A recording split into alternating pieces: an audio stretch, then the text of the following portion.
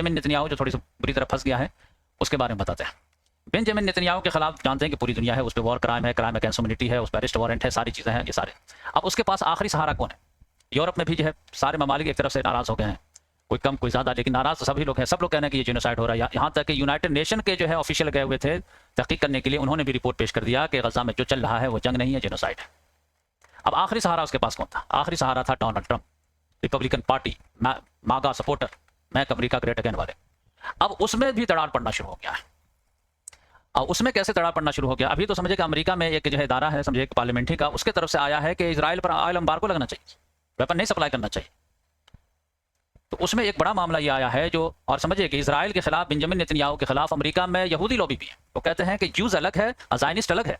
अभी आप देखिएगा कि जब ये जाने वाला है यूनाइटेड नेशन जनरल असेंबली के खिताब के लिए बेंजामिन नेतन्याहू, तो वहाँ के रब्बाई लोग उसके खिलाफ प्रोटेस्ट करने वाले हैं।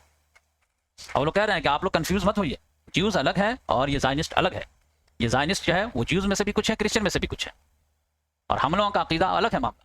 तो हम लोगों के नाम पर ये जुल्म कर रहा है, बदनाम हम लोग हो रहे हैं, हमारी कम्युनिटी, हमारा रिलीजन हो रहा है। तो इस बीच में जो है सबसे स्ट्रॉन्ग सपोर्टर जो था वो डोनाल्ड ट्रंप था, रिपब्लिकन पार्टी थे, और उनका मेगा सपोर्टर था।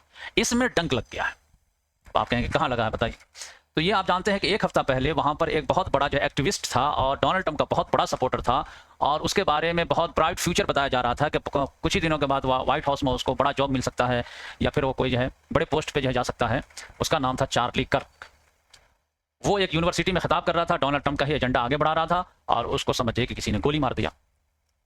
गोली मारने को तो मार दिया, उसके बाद जो है उसको पूरा जो गोली मारने वाला कौन है उसको घुमा दिया किधर? लिफ्ट की तरफ। ये राइट विंग का आदमी था तो लिफ्ट वाले ही मारे होंगे। और उसके बाद जो है इल्हाम उमर वगैरह पे भी जो है गाज गिरा, ये सारी चीज़ें। और लिफ्ट को बैंड करो, उसका एक ऑर्गेनाइजेशन को भी टेररिस्ट घोषित कर दिया गया, अंतिफा या क्या नाम था। अब मामला धीरे धीरे खुलता आ रहा है, और खुल रहा है कि चार्ली कर्क को असैसिनेशन के पीछे जो है वो बेंजामिन नेतन्याहू है, और ये मेगा सपोर्टर की तरफ से इल्ज़ाम लग रहा है। और ये इतना बड़ा इल्ज़ाम है कि आप समझ जाइए, खास तौर से इजराइल पे इल्ज़ाम नहीं लग रहा, ये खास बेंजामिन नेतन्याहू पे इल्ज़ाम लग रहा, जिसके वजह से बेंजामिन नेतन्याहू को 2 वीडियो रिलीज करनी पड़ी है क्लैरिफिकेशन के लिए कि मैं क्यों मारूंगा, मेरा क्यों हाथ होगा।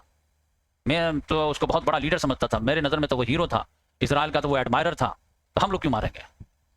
2 वीडियो रिलीज करने के बावजूद मेगा सपोर्टर सेटिस्फाइड नहीं हो रहे, ये असल बात है। टकर कार्सन कह रहा कि नहीं तुम्हारे जो है वीडियो जारी करने से भी हम लोग मुतमईन नहीं है। और वो कह रहा है टकर कार्सन वगैरह भी कि वो इजराइल का एडमायरर था, तुम्हारा नहीं था, तुम्हारा तो नाकिद था। क्योंकि वो चार्ली कार्सन जो था वो बहुत बड़ा नाकिद था नेतन्याहू का। वो कहता था कि नेतन्याहू को मालूम था 7 अक्टूबर को क्या होने वाला है। उसने क्विक रिस्पांस नहीं दिया जो फलस्तीनियों की तरफ से अटैक हुआ। उसके बाद जो जेनोसाइड जारी किया उसमें 4 घंटे में जो है रिस्पांस देना शुरू कर दिया।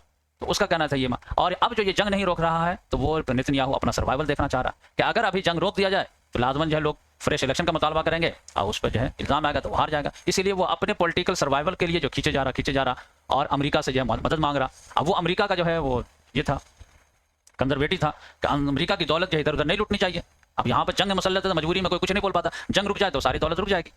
इसके वजह से वो लोगों को लगता है कि ये बहुत इन्फ्लुएंसर था, डोनाल्ड ट्रंप का बहुत करीबी था, इसका फ्यूचर बहुत ब्राइट था। हो सकता था 4 साल 5 साल के बाद ये प्रेसिडेंशियल या वाइस प्रेसिडेंशियल के इलेक्शन लड़ सकता था डोनाल्ड ट्रंप के बाद, या डोनाल्ड ट्रंप अपना जो है इसको जो है वारिस घोषित कर सकता था, पॉलिटिकल वारिस। फिर ये जब आ जाता तो मैक अमेरिका ग्रेट अगेन के तहत जो पूरी दुनिया ही को जो है कट कर देता, इवन के इजराइल को भी कट कर सकता था। तो हो सकता है कि इसको जो रास्ते से हटाया गया हो, और ये बेंजामिन नेतन्याहू के इशारे पर मुसाद ने कराया। तो एक इल्ज़ाम अभी जो है जेफरी एप्स्टीन वाला घूम ही रहा, उसकी जो मौत हुई जेल के अंदर में कि उसने सुसाइड कर लिया, तो वो अभी गुत्थी सुलझाई नहीं है कि उसको जो है मुसाद ने मारा या फिर वो सुसाइड किया, क्योंकि वो बंदा तो उसी का था, मुसादी का था। और ये फिर एक नया इल्ज़ाम आ गया है कि चार्ली इसके पे कर्क पे भी इसी का इल्ज़ाम है। अब आप कहेंगे कि इतनी बड़ी बात कहेंगे तो हम लोग सुने ही नहीं है, तो अमेरिकन मीडिया देखेंगे तब सुनेंगे। मैं आपसे Netanyahu Charlie cars video clarification देखिए, 2 वीडियो क्लैरिफिकेशन दिया है। मैं चलाऊंगा कॉपीराइट्स आ जाएगा, मैं देखिए दिखा देता हूँ।